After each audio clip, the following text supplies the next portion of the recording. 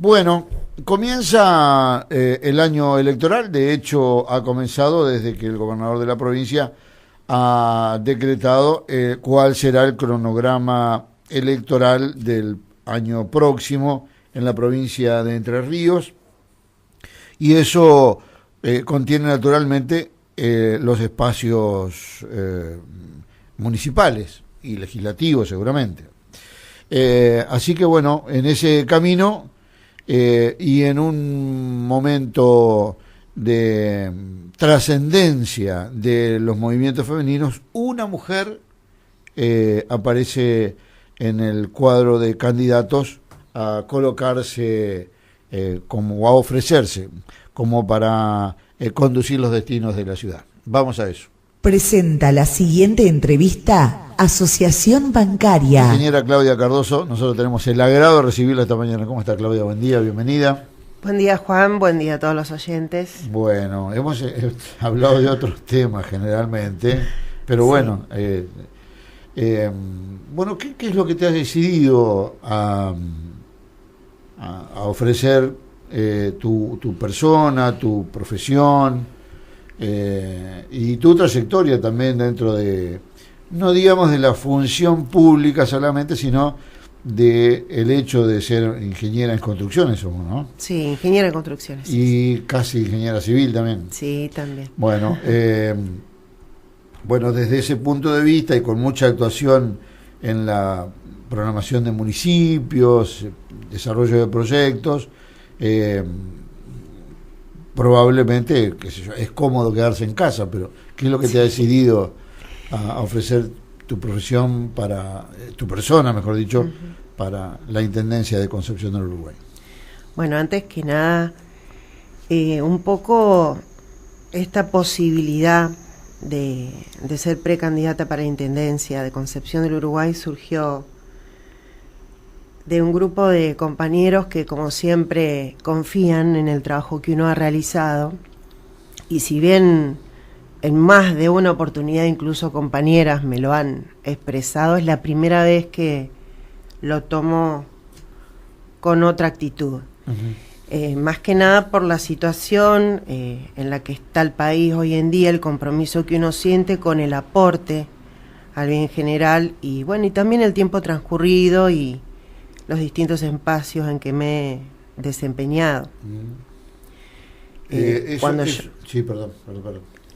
No, te iba a decir que cuando yo me inicié a trabajar en política, yo me acababa de recibir de ingeniera en construcciones en la Universidad Tecnológica Nacional, y realmente la situación era muy delicada, muy desolada. Fue en el 2001 y fue, digamos, una suma de sensaciones y de situaciones las que hicieron que yo acepte en aquel momento la invitación simplemente a participar, a formar proyectos para una gestión municipal y a empezar a trabajar y militar fuerte en política. En ese momento te podés imaginar que, bueno, yo me recibí en una universidad, la Universidad Tecnológica, la Universidad Obrera, a la cual asistí y por supuesto terminé mis estudios bancando mis propios estudios, y gracias a Dios y gracias sobre todo a la educación pública yo me pude recibir. De alguna manera, cuando yo recibí en aquel momento la invitación a participar, tenía que ver con el qué podemos hacer, en qué podemos aportar, porque por ahí lo que nos pasa a muchos, y hoy día le sigue pasando, es que uno rezonga desde la casa, está a mano, no alcanza la plata, suben los precios, un montón de problemas que acosan a las familias. Pero el tema es que a veces cuando uno se involucra y empieza a participar y a actuar desde adentro, es cuando tiene posibilidad de hacer algo para que esa realidad cambie. Entonces en aquel momento empecé a trabajar, fui convocada por un grupo, una línea política que existía en aquella época.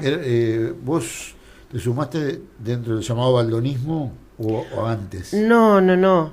En realidad a mí me llamó un grupo que hoy no existe más, me convocó un conocido familiar que estaba buscando en aquel momento profesionales jóvenes, yo estaba recién recibida, y fue una de las líneas que después en conjunto con otras líneas fue la propuesta de Marcelo Bisogni. Marcelo Bisogni, bien. Claro, yo fui concejal de la lista de Marcelo Bisogni originalmente.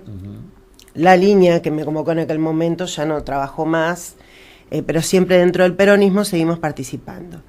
Así que bueno, desde ese momento me aboqué a la tarea de concejal, aprendí la tarea de concejal, y bueno, y de a poquito intentar resolver o acompañar a la gente en las problemáticas que a diario ellos tenían.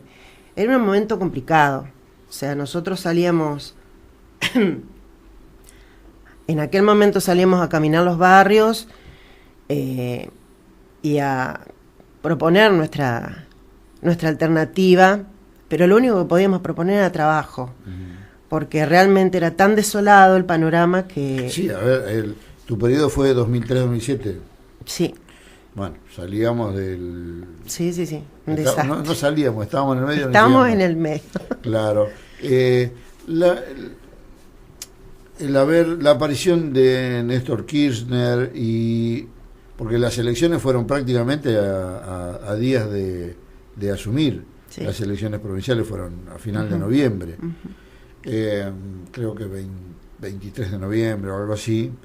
El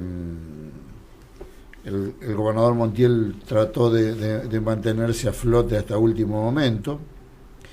Eso permitió el desarrollo de una política nacional que concurrió para que aquel Consejo Deliberante representara ya al Frente para la Victoria.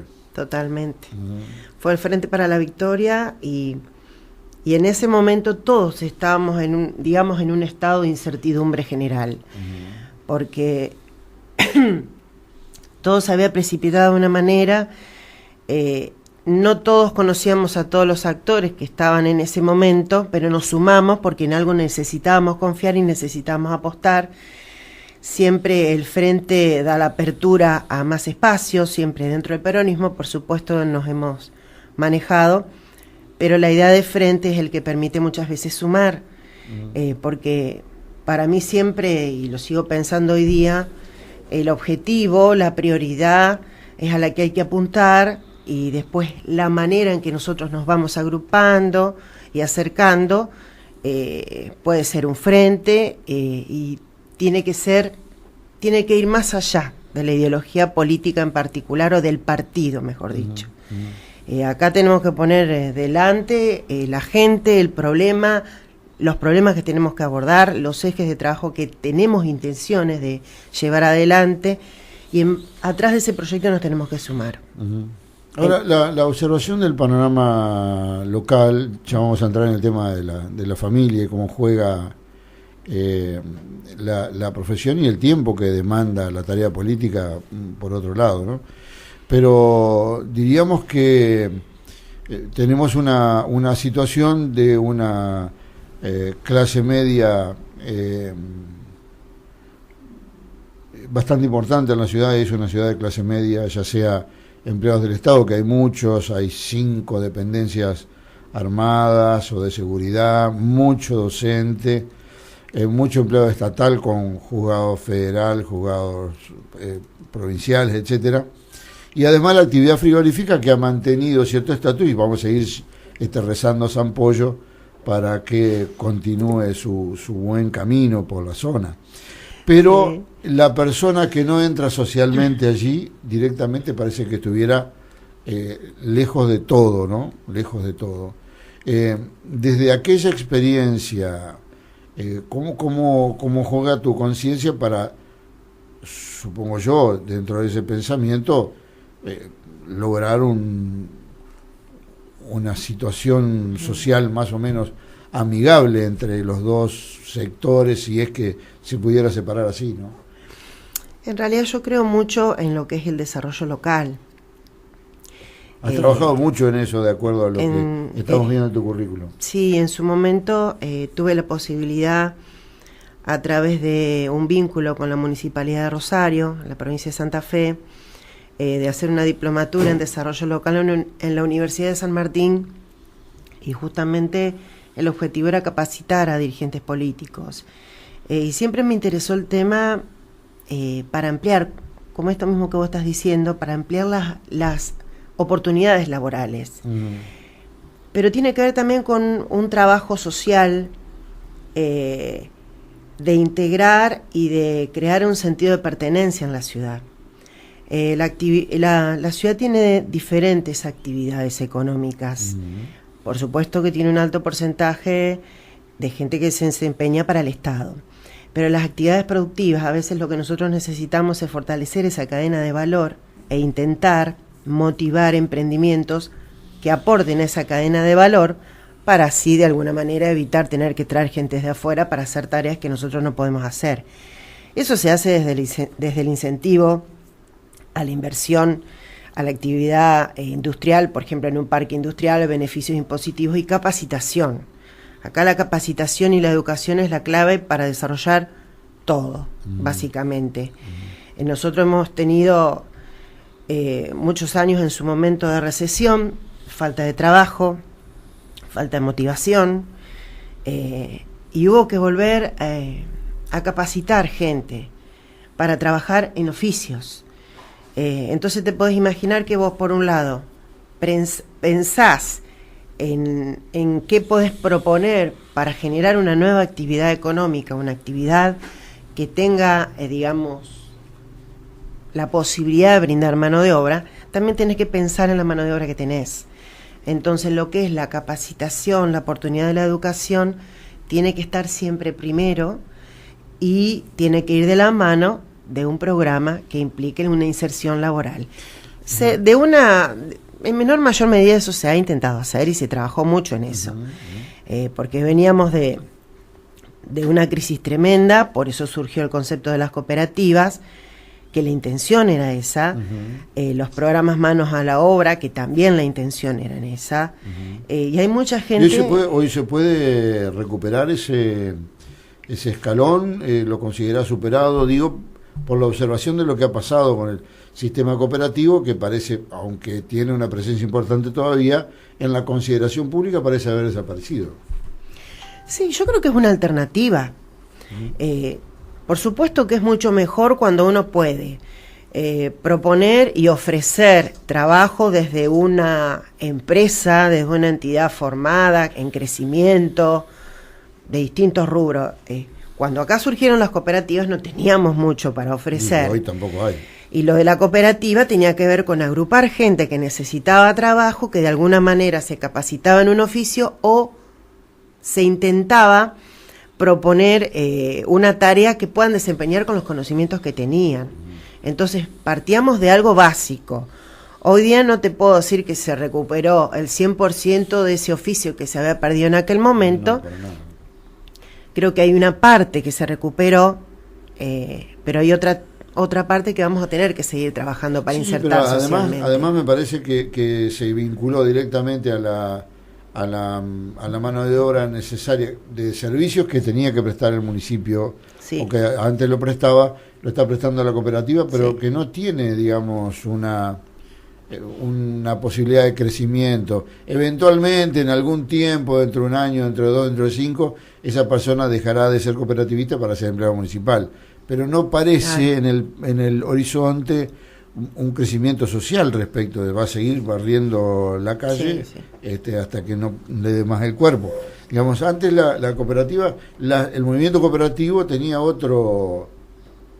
tuvo en algún caso, no todo, otro cariz, gente que realizaba ropa, frazadas, banderas, que había un pequeño tallercito textil muy interesante. Hay me parece todavía alternativas sociales para generar, ¿no? Sí, totalmente. Es que para mí yo estoy de acuerdo en eso. Por eso hacía mucho hincapié en el tema de la capacitación. Porque para poder generar otra actividad que no sea simple o básica, como vos decías recién, tenés que capacitar a la gente y tenés que tener la capacidad de poder reunir a la gente para una actividad determinada, porque yo creo que cada uno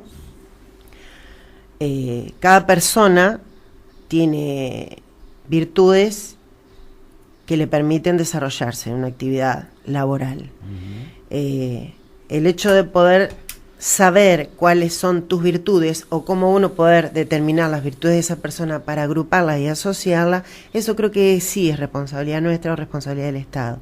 Uno tiene que colaborar, uno tiene que, digamos, de alguna manera detectar si tenemos mujeres que saben desempeñarse en costura, como decías vos recién, o gente que sabe trabajar en reciclado, tener la posibilidad y la capacidad de poder agruparlos, de acompañarlos en esa cooperativa, en ese trabajo de asociarse que ellos tienen que hacer, y ejercer algún tipo de tutela, siempre de la mano de una capacitación, porque como te dije antes, yo no creo que se haya completado toda esa mano de obra que en algún momento se fue perdiendo. No te olvides que pasamos por situaciones donde la gente no podía comer, o sea que de ahí a pensar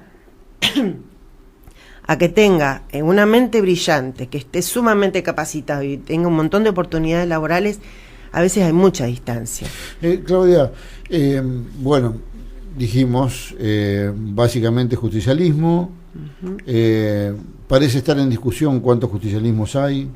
Hay gente que anda con el peronómetro en el bolsillo, otros con el peronómetro en la mano. Voy a hacer la pregunta de Matías Martí: ¿de qué lado estás? ¿De qué lado estoy? Yo soy peronista, soy justicialista, es donde empecé a sentir en la sangre, digamos, los derechos sociales que uno tenía que defender.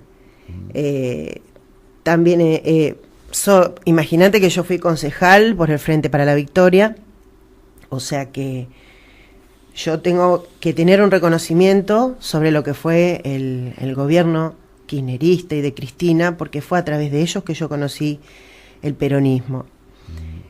Pero creo que no me gusta, como ya lo he hablado con otros compañeros. Es peronismo. Yo conocí el peronismo a través del kirchnerismo. Bien. Lo conocí, digamos, antes uno lo podía haber leído, o se lo podrían haber contado, pero yo lo viví. Seguramente, como en todo, tenemos cuestiones que pensar o repensar o mejorar, porque eso creo que uno siempre lo tiene que hacer, cuando uno termina tiene que hacer un balance, y sobre todo si tiene intenciones de seguir en esto y de tener continuidad, tiene que repensar, pero nada me va a quitar lo vivido. Como te dije antes, yo me recibí en el 2001, vi una facultad vacía de alumnos, y todo era consecuencia de la crisis. Como al año siguiente yo me empecé a desempeñar como docente en la universidad, por un lado vi la deserción de estudiantes que había, porque no te olvides que a pesar de ser una universidad estatal, los papás también tienen que tener los medios para sostener a ese chico o a ese joven, a esa joven que va a estudiar una carrera universitaria. Tienen que poder sostenerla económicamente para que puedan llevar adelante esos estudios.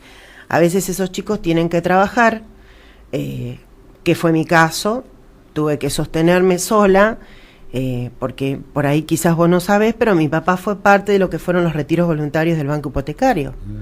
O sea que en mi familia, digamos que todo lo que es el neoliberalismo le pegó por varios costados. Y yo me encontré en ese momento, mi papá trabajó para el Banco Hipotecario toda su vida hasta que lo empezaron a invitar, primero amablemente al retiro voluntario y después compulsivamente, porque era así. Era voluntario de ellos, digamos. Claro, sí, pero después ya era una cuestión compulsiva. Entonces fue todo muy complicado. Yo hice toda mi carrera trabajando y por supuesto ayudando a mis padres en todo lo que podía, porque él tampoco se pudo jubilar, tuvo sus emprendimientos personales que le fue mal.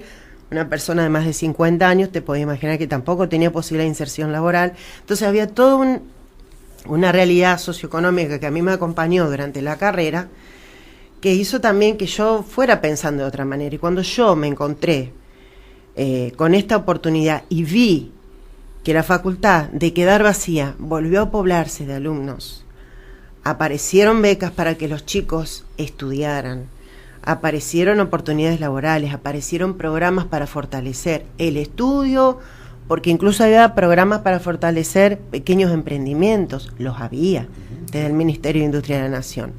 Entonces, yo vi lo que se llama igualdad de oportunidades. La igualdad de oportunidades, que es la que uno como Estado tiene que garantizar. Por supuesto que no es lo mismo cuando el Estado tiene espalda que cuando no lo tiene. Hay que, digamos, lograr esa espalda para económicamente poder sostener toda esa oportunidad. Pero esa igualdad de oportunidades se brindó. Y yo la vi. No es que me la contaron, yo la vi. Yo vi los chicos que empezaron a volver a la facultad, y no solo eso, sino que vi chicos que iban a la facultad y no tenían necesidad de trabajar. Que sus papás eran gente de trabajo, de clase media, y que ellos, a través de una beca que sostenían con sus promedios, sus calificaciones y su rendimiento, podían seguir estudiando. Vamos a hacer una pequeña pausa, Gastón, y vamos a entrar de lleno en el núcleo político de la cosa, porque, bueno, acá, digamos, si hay un solo peronismo, hay que dilucidar cuál es, en todo caso, la parte que tiene que conducir y cuál la que tiene que acompañar.